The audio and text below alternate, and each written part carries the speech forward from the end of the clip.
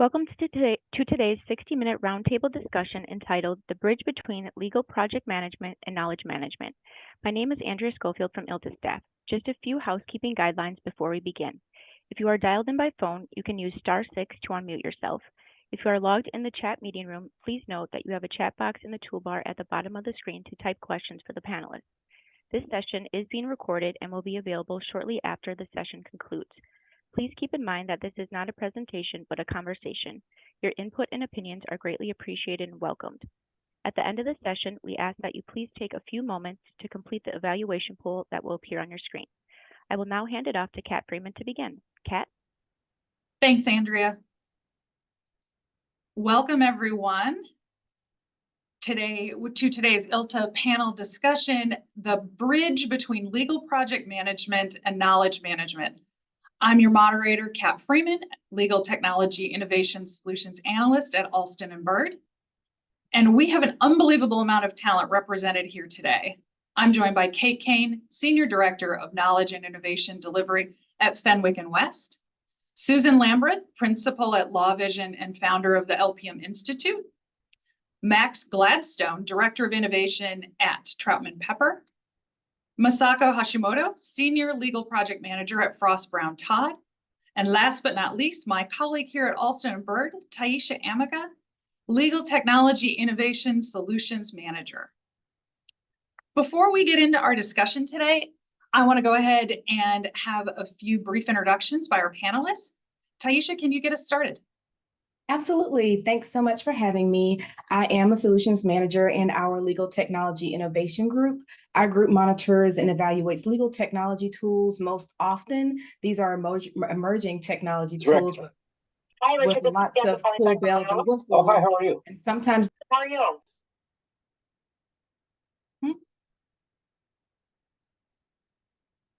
I'm sorry, Ty, you went on mute by mistake. Sure, sorry. That's okay. That is okay. I was saying that we look at a lot of emerging technology tools, and most of the tools have a lot of cool bells and whistles, but then some of the tools also are point solutions that come along at the right time to solve a particular use case for our attorneys. And we work with attorney focus groups to identify their needs and see how we can fulfill those. Terrific. Thank you. Max. Max, you're also on mute. Of course. Thanks, Kat. So I'm Max Gladstone, Director of Innovation at Troutman Pepper. My team specializes in our client collaboration platform, as well as our client practice solutions pilots, working to advance software to get them to enterprise level within the firm. So we spend a lot of time on testing new software and working with different client teams to find the best solutions that can save time and money for our clients. Excellent. Masako. Yes, hello everyone. My name is Masako Hashimoto. I'm the Senior Legal Project Manager at Frost Brown Todd. I'm in the Data and Innovation Department, which was created about 2 years ago. We address people, process, technology, and now data to help attorneys manage their matters more efficiently and effectively. And I am the only person holding the legal project manager role at the firm. Wow, thank you. Susan. Hi, Susan Raridon Lambreth, and I'm one of the co-founding principals of LawVision and have been a consultant to the legal profession for many decades and work primarily in the areas of practice group management, legal project management. I've worked with about half the AmLaw 200 firms in some way in those two areas, and I've written 4 books on legal project management. Thank you. And Kate. Thanks, Kat. So I'm Cain. I've been working with large law firms now for going on just over 25 years. Kind of hate to say that number out loud, but there it is. Usually I have a project management and business analyst background, but always been on the technology side of the house, eventually working my way through pricing when that became a thing in 2008 and into knowledge management most recently. I lead a knowledge and innovation team today that focuses on delivering the right information in the right context and the right tools in the right context to our practices, and really emphasizing something that Masako said, focusing on the technology, the people, and the process, because it takes all three to get the job done. So that's my background as it relates to this particular topic. That's great. Thank you. Well, let's dive in. Our first question today is a pretty general question, but how do LPM and KM teams effectively work together? Sometimes these are the same teams, but more often than not, they're separate. Kate, can you lead us off? Sure. Yeah. So I think in my experience, and this is true whether you've got formal functions in each of these areas or if it's more sort of by just by sheer force of will. But I think that the two things that are most important to being able to be effective together are relationships and awareness. And, for technologists such as myself and some of the other folks on the team, that's an awful like warm and fuzzy kind of answer, not a very technical answer. But I think that's really, the relationship piece is really critical. So, both of those professionals, the project management professionals, the KM professionals, bring a different but very complementary skill set and set of experience to the table. Both of them have perspectives on how the work actually gets done, which is so critical when you're trying to improve things, change things, introduce new ideas or new tools. And having that perspective is what will make a difference between, a launch and actual adoption. And I think the other piece of the puzzle is having that relationship, understanding and appreciating what the other person, other team brings to the table is really critical, because it makes it possible to have those tough conversations when things aren't working well, or be able to brainstorm openly with, a bit of radical candor to figure out how to do things differently. Having those relationships and that awareness or understanding of what both teams can do, or what both teams aspire to be able to do, also makes it possible to have those sort of serendipitous conversations. I mean, so many of us work remotely or work with teams that are geographically distributed. The sort of casual water cooler kind of brainstorming is a little harder, not impossible, but a little harder. And I think with those relationships in place and being really aware of what the other team does and can do, makes it possibly like, oh, wait, I'm wrestling with this problem. I wonder if Jane has a perspective on that. Let me give her a call. And you can have those informal conversations, and that I think is what leads to real innovation and driving real value for the firm within those two functions. So I think that's my warm and fuzzy answer to kick us off. It's about relationships and awareness. Susan. Sure, thanks. Well, I'm not nearly as much an expert on the KM side as many of the colleagues on this call, but looking at it where I see working with firms in LPM, while some law firms try to implement LPM without KM, often because they don't have the function yet, particularly, as you know, many firms in the US are not as far along in KM as in the UK, Canada, Australia. But I see KM as an important leg of the stool. If you think about legal project management, process improvement, pricing, KM as being kind of four legs to a stool that all are critical in supporting the firm's efficient and effective delivery of legal services.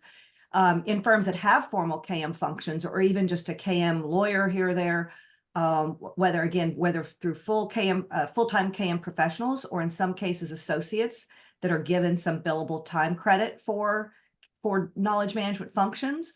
The knowledge management folks are critical, in my view, in putting together things like a work breakdown structure, or templates of the work, as some firms call them.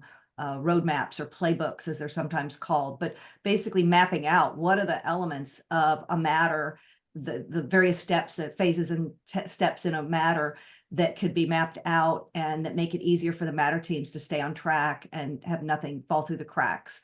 Another way that the KM professionals are invaluable in the legal project management, in running the matters with legal project management, is at the end of it, in the end of matter debriefs. The KM professionals are often involved in that, where they are looking for what are the best practice documents we can capture. Is there other precedent or model approaches that we can use, as well as overall lessons we can use for future matters? One of my clients in Australia, at the end of each matter, each major matter, their BD team goes out and interviews the client, and their KM team interviews all of the matter team lawyers internally to make sure that they are, and they do that individually so that they feel comfortable saying things like, maybe the partner didn't delegate this well, or maybe this should have happened instead. So the KM team is really critical. They build trust with the internal team to make sure they can capture what really happened and could be improved for the future. Well, that's terrific. Taiesha. Yeah, LPM and KM team collaboration is key for the success of matter teams. I think they work in tandem to facilitate process improvements and gain insights. The legal project managers need the knowledge that the KM function has so that they have all of the precedent and historical data about maybe how the matter teams function, how have they worked with the client on previous matters, what information has the relationship partner shared, and so on. And when you have all of those right knowledge pieces with the knowledge management function, then your legal project manager can better understand how to communicate with the internal team and with the client, who needs to communicate with the client. All of those pieces work in tandem together, and then the team can better manage that matter to the client needs and expectations. Absolutely. That's great. Masako, what about you as being that sole person? How are you working with your KM teams? Yes. So at the firm, we currently don't have anybody with the knowledge management title. So sometimes associates are volunteered by their partner to, create a library of, precedents, etc. But I happen to wear multiple hats in my role as legal project manager, sometimes knowledge management hat, process improvement, and sometimes even a technology liaison. And I'm not saying that I am good at everything, but having worn those different hats really made me realize the importance of collaboration and also relationship building, just like Kate said, because I don't know all the resources that we have in the firm, but the more people that I got to know within the firm, the more resources that I know, that I'm now becoming like the matchmaker, like of existing technologies or processes, or other resources, other people with timekeepers to help them manage matters better. And to add to Susan's point, I think legal project management, knowledge management, and process improvement go hand in hand, and we need to be successful at all these things to make everything work well in the firm, in any organization. Excellent. Max, what are you seeing on your end and how you guys work effectively together? Yeah, I think everybody summed it up exactly the same. That it's the process improvement. It's playing the matchmaker, the traffic cop to direct people into the right places, and being those two teams to work together to make sure that all those pieces come together, especially to save time and money for both the client and the attorneys, and keeping their backlogs down so that they can be able to focus on the client itself. So work is more solid, finding the right templates that are consistently the right work so that we're not using old work to salute new work, and being able to at least move the needle when it comes to innovation and technology by working together to become more in today's way of doing things versus what was done in the past. Terrific. Any other thoughts before I move on to question 2? Okay. All right, so this one is pretty close to home for me and Taiesha. How can firms that do not traditionally have a dedicated legal project manager still leverage the fundamentals to assist matter teams and ultimately the clients? So I'm going to have Ty kick us off on this question. Yeah, you're right, Kat. That definitely hits close to home for us. And law firms like A&B who don't have dedicated LPMs really have to think outside of the box and tap into a knowledge management skill set around how we pull in various resources like budgeting templates or document templates and even historical knowledge of client relationships, like I mentioned earlier, when you think about getting new internal stakeholders up to speed quickly on a matter. But also we have to figure out how to leverage those strengths in not only our attorneys, but also in their support staff. And for us, thinking outside of the box actually meant trying to find that sweet spot of who can fill those LPM roles without actually being a legal project manager, and how on earth we were going to make that happen with how busy our attorneys are, how busy our paralegals and the other professional staff are as well. So what we did was we reached out to a couple of target practice groups. We talked extensively with them about how are they budgeting, how are they using task codes, what software tools, if any, they use for monitoring workflows, and what methods that they use to communicate with their clients. And after we had all of that information, we engaged Susan's company, LawVision, and she hosted a full 2-day training for us with those practice groups that not only included their attorneys, but they also pulled in their paralegals, they pulled in their legal administrative assistants, and presumably anyone who touched various pieces of their matter. They were very invested in making sure that they had all of the pieces together so that we could get our LPM project off the ground. And what we learned from this exercise is that for us, that sweet spot was actually training our own internal people to function in those LPM roles.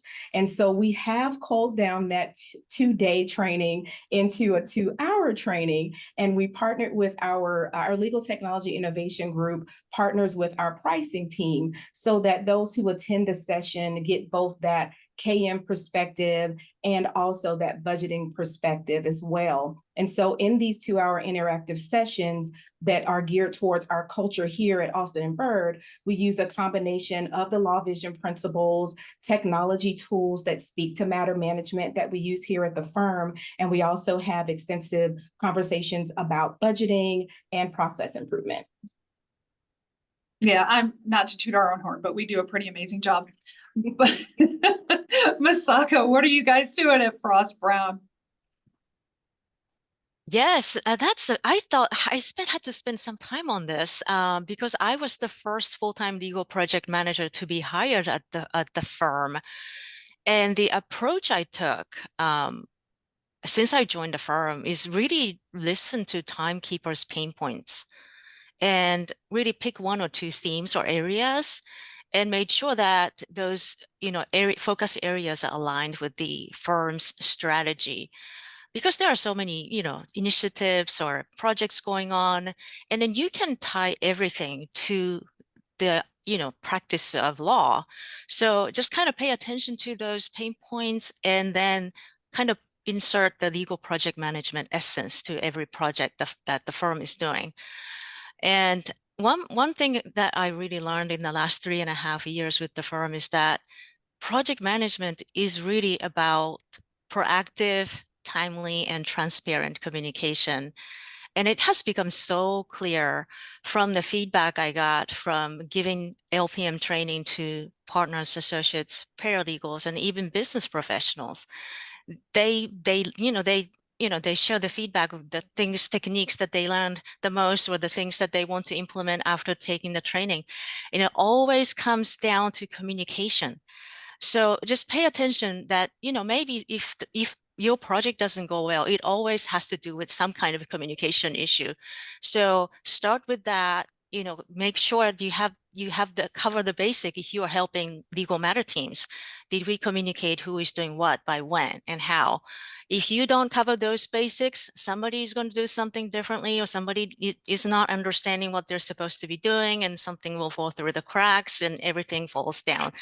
So again, focus on the basics. I would pick the communication and then start from there. Absolutely. That's something we always say in our training, early and often, communication with the matter team, with the client, with everyone. Max. Yeah, so I take the technology approach as a technologist, and think more on the matter management softwares that are out there, and leveraging those tools to be able to either communicate with the client, or B, communicate better internally so that everybody's on the same page. Here at our firm, we focus on using Teams as our internal use place for matter management, and then we leverage HiQ to do a lot of our management with the client. The nice thing that we've been able to do is start to share information that once was behind the curtain for the client, that we would be able to give them status reports over email or be on a phone call. Now we're able to keep that information up to date in daily format so that they can come into the system, see it. They don't have to wait for an email or wait for a phone call. And their communication is in depth with what's going on in the case and cuts down on some of the lag that has happened before. We've seen a lot of interest in this from our clients. And this has allowed us to become a stronger foothold in the LPM market that once we did not have. So that's my recommendation to places that do not have dedicated LPM is look at the matter management software that's out there, rely on the technology, and hope to push that out to your clients. Excellent. So Kate, I know you've got an interesting background in that you have an LPM background, but you are currently Director of Knowledge and Innovation. So how do things work in your role in melding these two with the fundamentals? Sure, thanks. And to be clear, I have a project management background on the technology side. Okay. But I'll take that as a compliment that you thought it crossed over into the LPM space. And I'm also not a lawyer either, but I've worked with lawyers for a really long time. I think for me, what Max talked about, like having the right technology in place so you can expose the right information to the right people. What Masako talked about in terms of communication and listening are really, really critical. I think what I've done with the teams I've led, whether it's the KM team or another kind of technology focused team, is focus on context. That's the thing we can provide to either the formal project managers or the senior associates that are the de facto project managers or the paralegals that are managing that part of the work. But it's all about context, making sure that those deal teams, those case teams, those matter teams have access to the tools and the information they need, but know when and how in the right context. A curated collection of forms is great, but it's just a filing cabinet full of forms if I don't understand when and how to engage them. Providing training or introducing a new piece of software, can be impactful, but not if it's a random tour of buttons and features. Don't tell me how to use, insert piece of software here. Tell me how to manage the diligence for a major M&A. Tell me how to conduct a discovery review for patent litigation case. Tell me how to do my job and which tools and knowledge do I plug in to do that in the right sequence. It's all about context and plugging those pieces in. I think lawyers are super busy. The pressure to be efficient and effective and really mindful of how much time is spent doing what and where. They don't have time to rummage around in the toolbox to figure out which screwdriver to pick up. So really making sure that you've got that knowledge, those tools available in the right context at the right time for the right people, I think is the thing that a KM team can really deliver, whether it's to the formal project management teams or the matter teams themselves. Absolutely.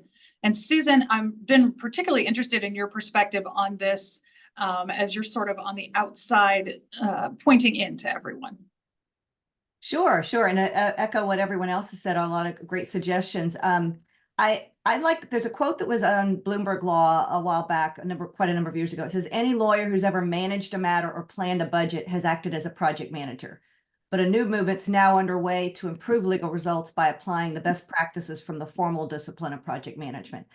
And I think whether firms are doing that through full-time LPM professionals or they're training their lawyers or paralegals, essentially lawyers have been doing this. They may or may not have been doing it as efficiently, effectively as they could, but they've all been doing it. And I like to tell them, it's every successful lawyer has been doing some aspects of this. So we don't want them to feel like throw out everything you've been doing that's made you successful to today and have to start doing new things.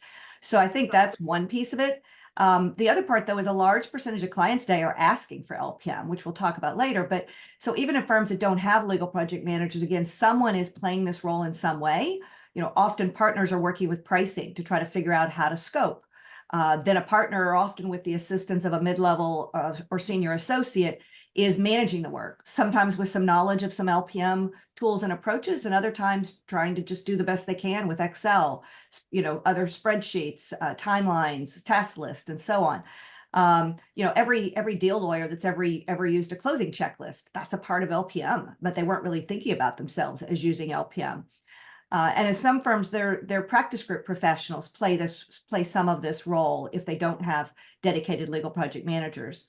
And as some of you mentioned, there's been a growing number of firms that are really training their paralegals, paraprofessionals to play this role because they're already trusted by the lawyers. They work in matter teams. They're used to interacting, as part of these matter teams, and they're also billable in many cases. So that's something that many firms have been doing. So you see a mix of I think of it kind of on a spectrum of some firms have lots of embedded LPMs. Other firms have the lawyers and paralegals doing all of it, with maybe a person kind of coordinating things and technology at the other end. And many firms are somewhere along the middle. They've got some professionals, whether they have LPM titles or not, like many of you that are touching on this. And then they've got the lawyers learning some pieces of the skills in this area. Hopefully the young lawyers kind of growing up in the firm so that they will just think this way in the future. They will think in more organized, structured ways of doing their work, rather than everything's bespoke and we can't plan anything out, which was the way people used to think about law, legal matters. Absolutely. It makes me wonder if we should start teaching it in law school too. Yeah, there's a handful of law schools doing that, but not nearly enough. I really thought when my colleague Carla Landry and I jokes with me because we first started teaching this about 15 years ago, we really thought within 5 years we wouldn't be teaching it anymore because lawyers would just be learning at law school and then coming into firms and kind of moving up in the firms and just doing this. But obviously it's still much needed, just like the efforts all of you are making in terms of teaching it in your firms. Yeah, if I can just sort of echo what Susan said. Several years ago, I was talking with an entrepreneur that was debating sort of which way to go with his software company, and they'd been working on an LPM or task management solution with the idea of moving into the legal project management space. So this would have been about 6, 7, 8 years ago. And he asked me what I thought, and I was at a different firm at the time. And I thought, well, the stuff you guys are building is fantastic. It works really well. It's really intuitive. But for a firm such as the one I was at, it will take 3 generations of leadership to retire and move on before the concept takes hold, just as in terms of how you do the business. And he looked at me stunned. It's like, that's not three generations will have to actually come into power and then retire in order for it to take shape, because you've got folks who've built a career with this intuitive approach to their work and have been wildly successful and continue to be wildly successful. And so it's in approaching it from a project management perspective requires you to look at it from a slightly different angle. And let's, for many of us know firsthand, law firms tend to be very top-down decision-making organizations, and so that can be tough to surmount. But I'm seeing glimmers of hope, right? It's getting there, but it definitely is going to take longer than that 5 years Susan had thought about way back when. Definitely. Before we move on to the next question, I just want to remind everybody watching today, if you've got any questions, please go ahead and pop them into the chat and we'll address either real time or here at the end. All right, question 3. This is Susan alluded to this earlier. So are clients asking for more LPM and KM more formally? Or has that level just sort of been steady? And Susan, go ahead. Sure. And following on what Kate just said, it reminds me of that quote, it's hard to tell a room full of millionaires that their business model's broken. And that's what we all face day to day in big law, is they're making, they won't say this to their, comp committee at compensation time, but, behind closed doors, they're often thinking, I'm making way more money than I ever thought I'd make when I went to law school. And again, with a model that, sometimes you think it's almost like in spite of ourselves, we make as much money as we do in this profession. So, but yeah, a growing number of companies are requesting, even requiring LPM on their matters. And the legal project managers that are part of our LawVision LPM roundtable tell me that the vast majority of the RFPs or tenders that they get now are specifically asking for it. I'll share some language in a few minutes, but in a few moments. But 10 years ago, it was more kind of, how will you be efficient? How will you be a good steward of the money we're spending in your firm, kind of thing, or how will you innovate with a broad term? Now, as you know, those of you that focus on innovation too, they're asking very specific questions about the hows, the tech you're using, et cetera. And they're asking very specific questions about legal project management. So it's not just kind of how would you be efficient, but very specific questions that make it harder to hide. There was a partner in a firm about 10 or 12 years ago when they literally put some language in a proposal that they had LPM and they didn't. And then he called me after going, okay, now we have to come up with something. But, back then you could kind of fake it. And several of the co-chairs, the in-house professionals from law departments that I've had co-chair the Practicing Law Institute program on LPM each year have said, you can't fake it anymore. Now, the people I pick tend to be more advanced in terms of their expectations and understanding of LPM, but it's harder to fake it than it was before. We had HSBC speak at our roundtable recently, and they require their panel firms to have, for their panel firms for their largest matters, they have to have LPMs used on those matters. And they also expect those firms to second an LPM to them. So again, if you don't have a team, it's hard to second someone, or if you've got a very small team. And even firms like, I was talking to someone who works with them, and they've got now 10 or 11 people on their LPM team, but they still can't afford to second someone, to a company for 3 or 6 months. Amazon requires a dedicated LPM to their work for their top panel firms. UBS asks has to have a legal project manager assigned to their largest matters for its panel firms. Now they do, I know UBS says they actually pay for that. Some of the others, I think it's folded in, particularly Amazon's big fixed fee kinds of work, so that they fold that in. But it was interesting when I was talking to one financial institution, they were sharing about how they expect the LPMs, but one of their panel firms doesn't have it.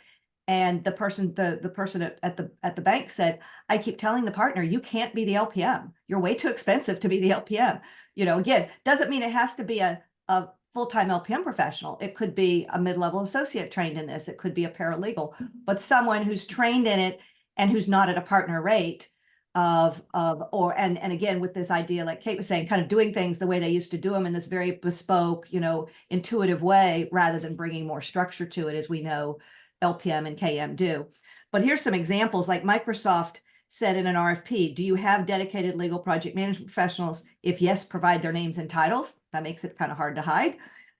Explain how these individuals work with your legal professionals. Do they do scope development, matter analytics, budget development, case or task tracking, process improvement initiatives, process development, et cetera? If your firm does not have them, describe how this function is supported in your firm. So again, there's still a way to describe it if you don't have them.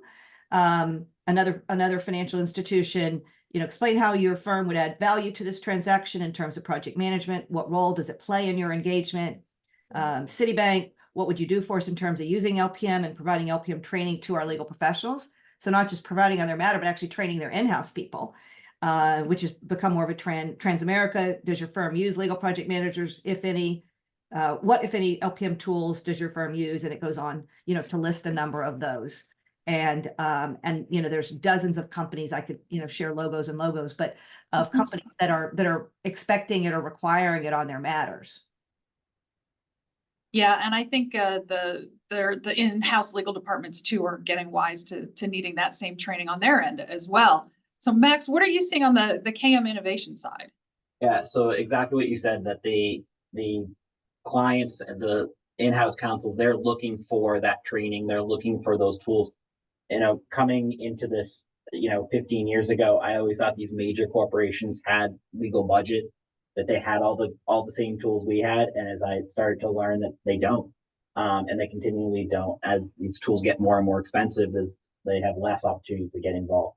So they're relying on their law firm partners to bring those tools to them and hopefully get them into the tools and to allow them into some of those the aspects of what they can gain from it. And I think that's a big part of what we're seeing today from these legal teams, is they're overwhelmed with the amount of work they have. They're small teams on small budgets, And so it's our goal to help to deliver those services that we can to them in a digital format, and keeping collaborative relationships together.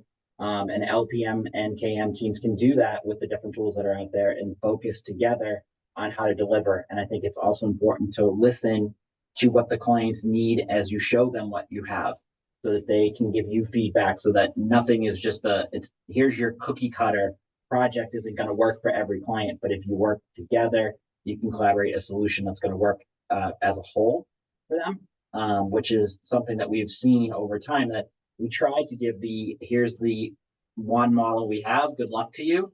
And that doesn't work. So we have to collaborate together and work together what the whole solution is going to be, so it fits them. So if it's adding an extra button on the homepage so they can get to the information directly versus digging it down 2 or 3 levels that they'd have to go dig for, we put that button in. So it's important to be able to listen to your clients, get that feedback, and as they're asking for it, be able to give it to them. Because if you can't, it's not going to do anybody any good, both the client and the legal team. So. Yeah, absolutely. Ty, what have you been seeing over time as you've been doing these roles? Yeah, I agree with both Susan and Max. I think that clients are asking for more LPM and KM of their outside counsel, and not to sound way too mushy, but I think that our clients want to feel more like partners. They want to be collaborated with. They want to be communicated with. They want to feel like more than just a number. So they want to have great experience. They want to build that trust factor. They want all of these things. They want to bring their work back to you, but they don't want to be just communicated to with a bill or communicated with when something goes wrong. So I think we have a great opportunity to help with managing that productivity. And, all of that is great. All of the budgeting is great, but really communicating, making sure that we're updating them, making sure that we're managing their matters, with communication being that key factor, and collaboration being the part of that key factor, is going to take those LPM and KM roles way over the top. I agree, totally. Kate. Yeah, I think I've seen different waves of these kinds of questions coming through. And I think, the questions that Susan quoted from the Microsofts and such, you're large. Microsoft is its own law firm, right? In turn, it kind of rivals the size of some of our other firms. And then you've got other companies where, and this is probably what Max was alluding to, that the legal departments are cost centers. So they're beholden to, the IT investment of the organization overall, but, are kind of left to fend for themselves on the legal specific type stuff. What I've seen in terms of questions from clients, particularly in the innovation and KM space, continued emphasis on efficiency, continued emphasis on more interactive collaboration. It is getting harder and harder to hide. I recall having a conversation with a BD professional who was trying to respond to some very specific questions from a prospect. And I believe, if I recall correctly, the questions were alluding to what essentially amounted to, an interactive extranet where the client had transparency into matter progress and financials and a whole bunch of stuff. And at that time, there was not even a hypothetical way to explain how we could kind of get there. Like, there just wasn't a there. And trying to explain that to the person, it was kind of like, only honest answer was, we don't really do that. And then not NA for the follow-up questions. And her response was, well, but if we say we don't have it, then we might not get selected. I'm like, that's fair. But if we get selected and then the client finds out that we weren't quite, it wasn't dishonest, but like, it wasn't quite the whole truth. Like, I think that would be maybe worse. And so really thinking like, and, I've worked with marketing teams, I can spin anything, but like, there's spin and then there's like extreme creative writing. I think what I've seen lately that I find really interesting is lots of questions around the latest and greatest shiny buzzwords, AI and LLMs and such. And, so often those questions, seem to hint that the person asking the question doesn't really understand what they're asking or doesn't really understand how these things work. If you've used spell check in Word, you've used AI. So I think where knowledge management and LPM professionals can help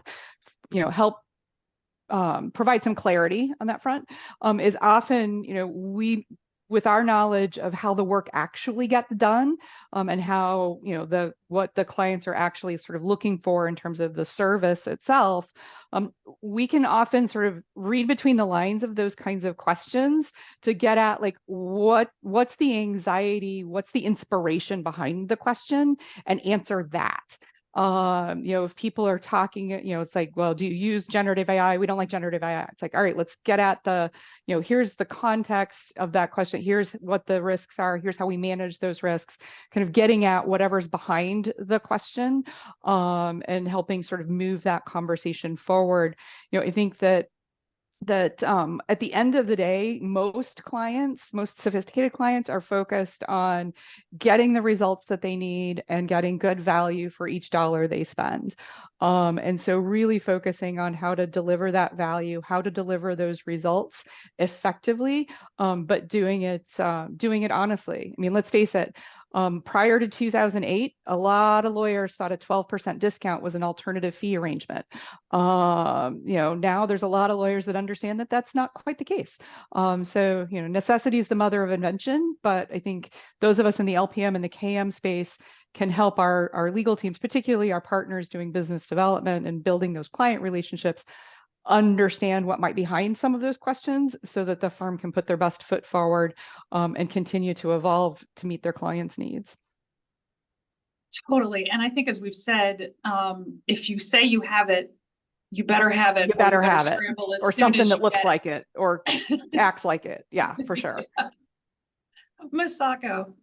Well, honestly, I really don't have much to add. I just ditto my great panelists. My understanding is that a lot of RFPs still focus on general concepts like innovation and efficiency, but because questions are so vague, I feel like law firms are a little bit pressured to list out everything and anything they have in the firm to assist and make sure that we can actually provide value to the client. And yes, we are starting to see generative AI questions. And again, like Kate said, I think the questions are still a little bit vague. We need to be careful in terms of what we say we do or we can do to the client. And I think that was a great point too, in that, what are they getting at, and getting, like Kate said, getting to the heart of what is behind the question. Because from the limited amount that I've seen as well is that question is like, well, do you want to guess or do you want to know? I'm not really sure what's behind that. Okay. Next question. So what are you implementing at your firm with respect to LPM or KM initiatives, and what might you be seeing at other places?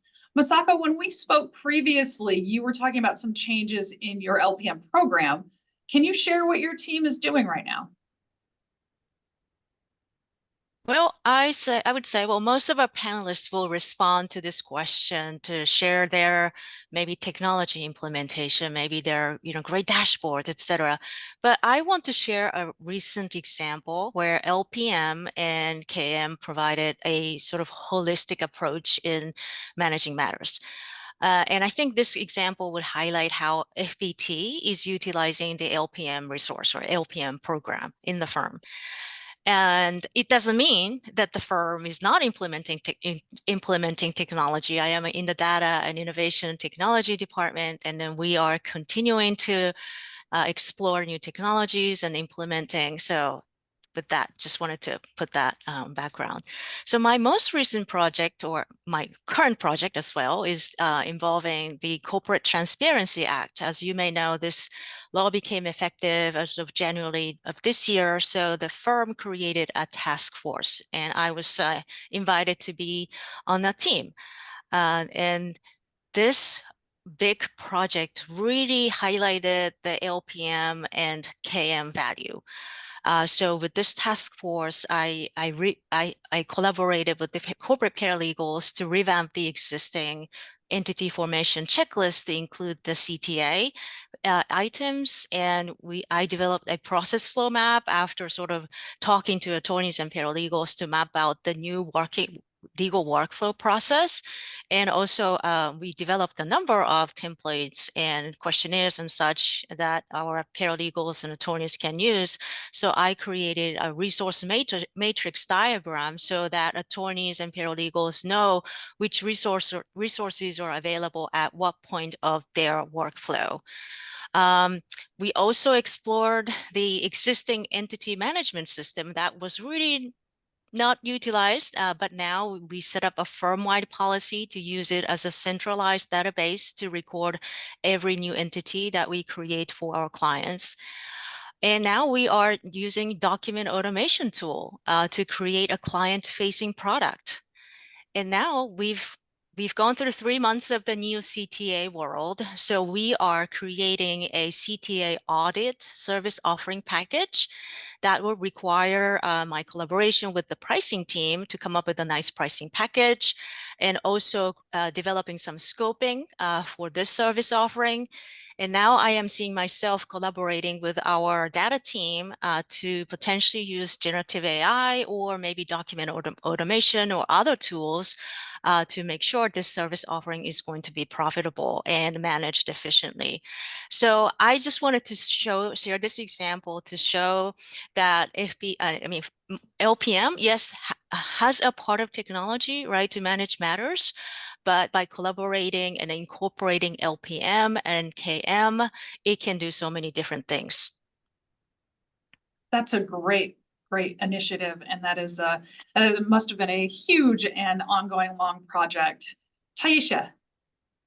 Sure. So we are continuously evaluating tools that lend to matter management and workflow and process management for each of our practice areas. We have some dedicated attorney focus group members that some of them were voluntold, some of them volunteered on their own. And then we have some from our technology liaison committee, and they really help us when we look at different products. They'll help us with testing, they'll help us with running pilots or proof of concepts so that we can ensure that these tools will actually provide the value add to our clients before we do any kind of implementation. And right now we are, as a lot of folks are, looking at a lot of different generative AI tools, continuing to look at those traditional AI style tools as well that lend to workflow management, document automation, drafting tools, and leaning heavily into legal research assistant based tools. So can we put in, different language and have it spit out first drafts of various things? And so we're testing all of those kinds of tools to see where they can fit within the firm. Terrific. Susan, what have you been seeing of your clients? Sure. Well, the majority of the AmLaw 100 and a lot of the 200 actually now have legal project management professionals. And but as you can tell from this call, many firms also have teams that they may not be called legal project managers, but they're basically doing these functions, as you've heard from the various faculty on this call. And these teams range from a few people to dozens, and several firms have 20 plus people. The largest team in the world is at Baker McKenzie, where they've got over 70 legal project managers globally and about a dozen or more, I'm pretty sure in the US right now. Clifford Chance is second, as far as I know, with about 50 people in these roles. As I said, it's almost like a spectrum, though, from kind of one end being fully having lots of legal project managers, with the dedicated role full time, to having paralegals and lawyers play the role, and then many firms somewhere along that way. Even firms like Baker McKenzie's spoken at various meetings that I've run, and even with 70 people, in a firm of 5,000 lawyers, they don't touch a lot of the matters. They have built self-service systems so that there's documents they can access, which is, I know, something Masako has done at her firm as well, help them, build templates for the work. They're sometimes just touching a matter, not fully embedded to kind of fully manage the matter. So in many of these firms, they're still training the lawyers, the paralegals to be able to do different pieces of this on their matters. In many firms, you'll see at their kind of leadership academies or mid-level or senior associate retreats where they'll train in certain aspects of LPM. I was just doing that a few weeks ago for a firm in DC with their senior associates, and they don't have an LPM team, but their practice management, their pricing team plays some of these roles, and they really want the associates kind of learning this as they move up in the firm. So they bring these new disciplines to their matters like we were talking about before. One of the largest Canadian firms, for example, they're training several hundred of their paraprofessionals, as I mentioned before, because they see that as a really good fit in their firm because they already, as I said before, they're trusted by the partners, they're embedded in matter teams. It's not bringing in some outsider to kind of work with these teams. And that's worked really well in some organizations too. Great, thank you. Max, what's going on at your firm? Yeah, so we have done a lot of work in the collaborative space for many years now. But what we're finally starting to get involved with is more of the data itself that we are collecting and being able to provide that back to the client. So using creative ways to open that data, as I said earlier in this call, is that we're stuff that was originally kind of behind the scenes, not really available. We're able now to bring that data to the forefront and allow our clients to see if it's going to help them. Whether it's docketing material and dates that are upcoming dates that we can push into our system so they can see it. If it's news articles that are therein, so before, you hope that the client was either tracking it all in Google alerts or something like that. We have library tools that we're able to pull RSS feeds and be able to give that information. Same with docket files, things like that. Information that, as I said once before, was really behind the curtain. This has allowed our KM teams and our LPM teams to really be able to focus on getting that information to the client and using the tools that are out there and being more efficient with them, getting the most value from the tool and taking them from being kind of more shelfware to actual use cases. Great, that's fantastic. Kate. I think I'm going to sort of tie this back to something Masako said earlier about the importance of listening. I think where we've seen some recent successes aren't a result of lawyers saying, I want X or I need Y in terms of, a tool or a process or whatever, but listening to sort of what they're kvetching about, what they're whining about, what the associates are complaining about, and then using that as inspiration to figure out, all right, do we have something already in the toolkit that we could be using better or more effectively, or do we need something new? And we've had some success recently on both of those fronts, looking at with coming out of the lockdown, where people are all over the place. And now, in Fenwick in particular, over the course of a couple of years, the firm doubled in size. Now there's as many lawyers on the East Coast as there are on the West Coast. And so managing matters across that time zone divide and physical difference has been a challenge. And the head of the litigation practice was fond of waving a Redwell around. And sometimes we'd have to explain to people what a Redwell actually was, which made me feel my age a little bit, but that's okay. But it's like, where's the file? Where's the file? Because people were stashing stuff all over the place. And, the days of walking out to the hallway and pulling open that big giant drawer and seeing those are over. And there were people saying, we need to completely buy entirely new document management system, or we need to spend, $1 million on this matter management. And we said, well, wait a minute, and did a little digging. Made some adjustments to some configuration choices in the existing document management system.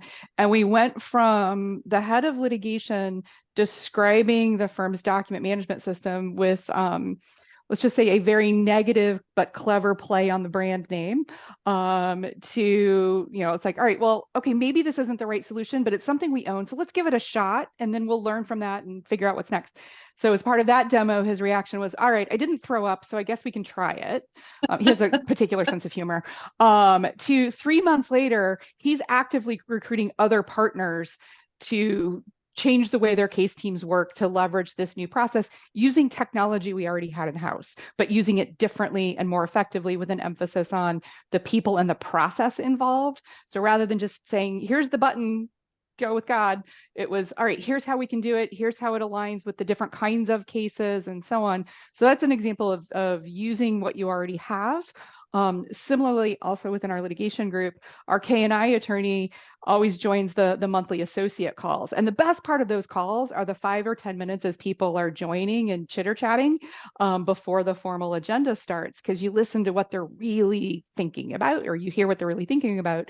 And there was a recurring theme with associates struggling with, drafting, and more importantly, struggling with the back and forth with the partners as they're fact checking and cross checking and this kind of thing. And our K&I attorney is like, all right, well, here's a tool that will literally allow you to do the drafting. You're doing the typing here, and you're seeing the corresponding fact and evidence like side by side, which made the drafting process go a lot faster. Associates were happy. Made the review process go a lot faster for the partners. Made both the partners and the associates and the clients happy. So all going back to listening and figuring out in the right context, what tools do you already have? Where might you need to add something to the toolkit? But helping people really understand how to leverage those different tools in their day-to-day work, fitting, a real business need or real business challenge to make that impact. That's fantastic. I know we are getting close to time here, and we do have one question in the chat. And I know that we've got to launch our poll as well. So we may or may not get to our last question. So real quick, I do want to ask this question from the chat. This is, I heard with a nod to this and Max's background as a technologist, I would be interested in hearing from the group about how or whether their LPM functionalities interface with traditional PMs within IT. Do you share methodologies? And they're asking this as a person who's applied a lot of agile principles that they have learned informally. So Max, can you answer that, since we've got a shout out to you in that question? Yeah, absolutely. So we have now started to see more combined efforts between IT, innovation, LPM, and our knowledge management teams here at the firm to really start to look together. For many years, it was kind of all siloed off, but we now have a committee. In fact, right after this call, as I join our litigation side of that team to start discussing our different tools and what we need to have, what we don't have, things like that, so that we can get better at what we're doing. So it is really a big effort around the firm here to really combine all the teams to find the right solutions together and keep open communication between each other so that those silos are broken down. Terrific. Ty, I know we do interface a lot on our side. Yeah, I think that Max actually said it best. Well, that's great. That's great. Masako, Susan, or Kate, anything to add to that question? Well, there is one more question in the chat that actually did nod to our final question, which is, do you see AI replacing some of the LPM or KM functions? Everybody's just shaking their head. I put an article, and I just put a post to a blog I wrote with a person that used to be an LPM in several firms, and now she's head of legal data and systems at PwC Operate in London. And she and I co-wrote a blog on Gen AI and LPM that I think it's going to be very complementary. It's going to speed up a lot of what people are doing in legal project management, and maybe take away some of the really mundane tasks, and be able to, it's not going to replace the emotional intelligence and the relational skills that you have to be successful in either LPM or KM. Yeah, exactly. They're going to go hand in hand. They're going to work with each other. It's going to speed the process up. It's going to allow people who, especially in the United States, that aren't LPM centric people, really get into that role a lot quicker than we were probably a year ago. So I'm excited for what Gen AI can do for the field of legal and the harnessing that can be done by a law firm. Yeah, I definitely think that as these generative AI tools grow in the market, LPMs and KMs are going to be able to leverage creating best practices for lawyers to use these different tools. Research tools are going to lend more to LPM and KM as well, because we'll be able to do things, a little better, a little faster, and also be able to check and put guardrails in place so that we can improve that forecasting. We'll be able to forecast risk better. We'll be able to communicate faster. All of those things are going to lend to the LPM and KM roles. Absolutely. Kate, Masako, any final thoughts here? Yeah, I mean, I think the advent of being able to effectively draw structured data out of unstructured stuff has been sort of the holy grail for any of us involved in KM over the years. You know, I've lost entire years of my life discussing 18-layer taxonomy outlines that nobody cares about the day after you send out the launch message. You know, so I think, you know, curated collections are going to be cool again. Because they aren't going to require an army of people coding and tagging things. And I think it's also a really exciting time for both the LPM and the KM disciplines, and that, you know, we can finally point technology at something to go do the grudge work, do the hunting and gathering, do the pecking and finding, so that I can do the thinking. And I think that's what the possibilities are there on that front. So now we aren't going anywhere. We're just going to look a lot smarter as we move forward. Absolutely. I would like to add to say that before starting to worry whether the LPM and KM roles will be replaced by Gen AI, I think we need to think about the roles we can play in the adoption and change management process of Gen AI. I am seeing it firsthand. I am learning generative AI through myself as well as I am trying to promote this product within the firm. And there's a huge learning curve, and patience is required. And we are noticing that attorneys abandon the product very quickly, just with the first try. They asked the question and the output was not something that they wanted, or the output was good enough or not good enough. I don't know, but they just don't want to try different questions. They don't want to learn how to become better at prompt engineering. So there's going to be a lot of coaching, experimenting, and patience, working hand in hand with attorneys, explaining how the technology is going to improve their workflow, streamline their workflow, and then transform the way they work and then produce work products.